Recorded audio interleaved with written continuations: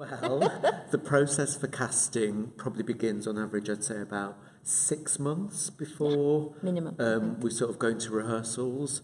And in a case of something like Memoirs of an Asian Casual, once the script has been delivered, Kay and I will read it. We'll have a discussion about the play. I'll probably jot a few sort of words down and sort of a few paragraphs about each of the characters, which in this case is only 2 of them. So having worked on a lot of shows recently where there's several, a cast of thousands, it's really nice to, just be dealing with a couple of characters. Yeah, then I do my bit basically, which is take Nikolai's, once we've had a discussion, take Nikolai's information, send it to about 280 agents, and then start to process it, go back through, shortlist.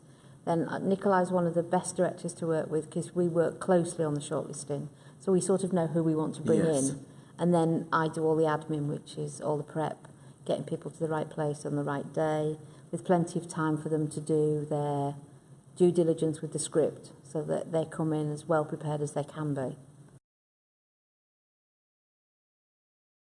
Because we're still at a point where training for BAME actors is in need of some attention. So, enough so that we've managed to do a day and a half of people and been really selective on who we brought in. But lots of people from different backgrounds, some non-trained actors, some actors who've been around for a while, and quite a few drama school leavers, because we're looking for youngsters, really. We're looking for people who can play children, teenagers. Yeah. And I think looking at the drama school submissions, I think out of about 600 people who are graduating this year, we've had only under 10 South Asian men put forward, which is quite a sort of alarming percentage or number, I think. Yeah. And it just shows that in a place like Curve, obviously with the young company and all the work we're doing with our community groups, there's lots and lots of opportunities to come and train and come and participate in stuff here. But in terms of then that step to drama school, it feels like the access needs to start much sooner than the sort of point of entry to somewhere like Curve or a drama school. It sort of needs to start in primary schools, that kids need to know there are theatres like us, there is a job like an actor or a director. But it feels like there's quite a lot happening, but it's sort of too late in people's in people's sort of development, really. And this process has really proved that, because we're looking for 2 South Asian boys, and we're not struggling, but it has been challenging. Nikolai very skillfully chose contrasting sections. We gave them 5 sections each to look at and ask them to pick 2. So that gives them a little bit of ownership for what they want to bring to us. And then most people have been really good, really accurate. The rap was an interesting one because they can then demonstrate who they are, but they need to put their own stamp on it. So they've got to own it, and the rap's giving them a chance to own something. Yeah.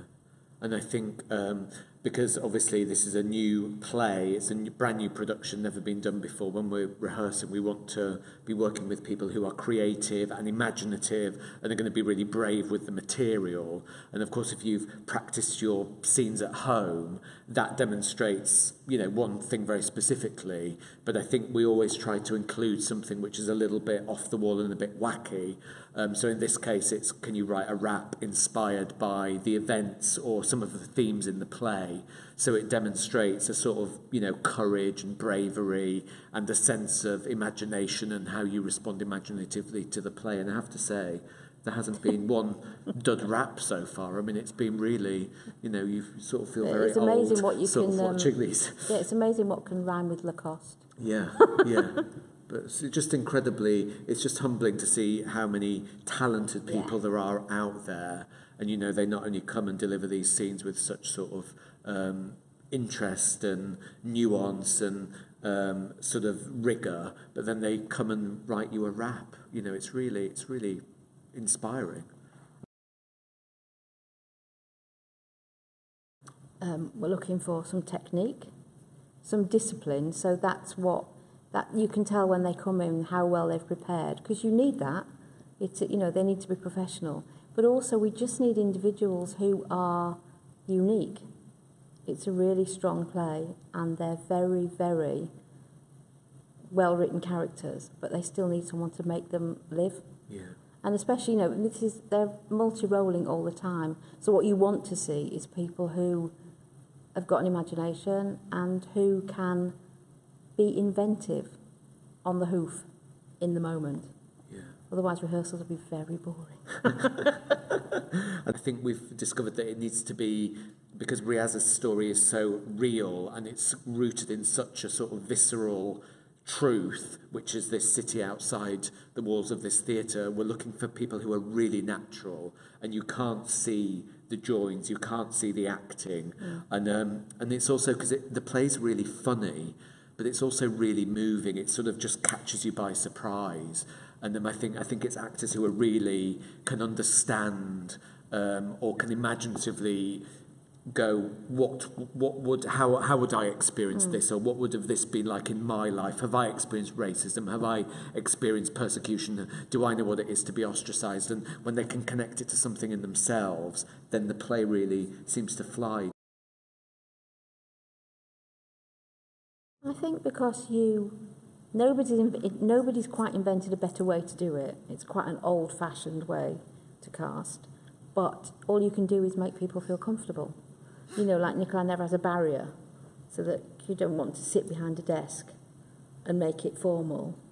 And I usually talk to people about shoes and football and whatever, just to relax them, because they're not just their job, they're a human being. Yeah. And you want them to leave the room with as much dignity as you can give them, because it's horrible and they're terrified. Yeah. And also, we don't want to sit in a room for another day, do we? Yeah. We want them to succeed, and we want it to be positive. Yeah.